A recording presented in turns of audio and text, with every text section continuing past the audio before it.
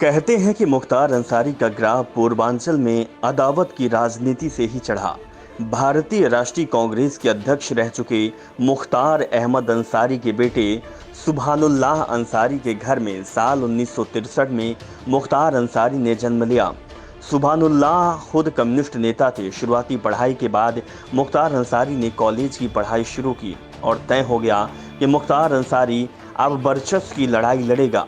ये वो समय था जब केंद्र की सरकारें पूर्वांचल के विकास की ओर ज्यादा ध्यान दे रही थी। विकास योजनाएं प्रकाश में आ रही थी और इन विकास योजनाओं को अमली जामा पहनाने के लिए वही काम हो रहा था जिसके आधार पर यूपी के शक्ति केंद्र संचालित होते हैं।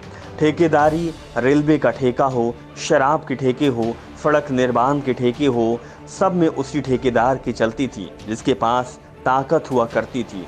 और कहते हैं कि समय ठेकेदारी के कल्चर में पूर्वांचल का ठाकुर भूमिहार खेमा ज्यादा सक्रिय था। वही खेमा जिसके प्रमुख नेताओं में कृष्णानंद राय गिने जाते थे। और इस वर्चस्ववादी ठेकेदारी खेमे का जो चेहरा मुखर कर सामने आ रहा था वो था ब्रजेश सिंह का। ब्रजेश सिंह फिलहाल यूपी विधान परिषद के सदस्य थे और मुख्तार की तरह ही जेल में बंद।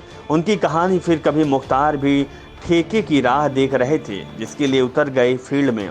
अपने कॉलेज के दोस्त साधु सिंह के साथ मिलकर उन्होंने साथ पकड़ा मकनू सिंह का अदावत थी।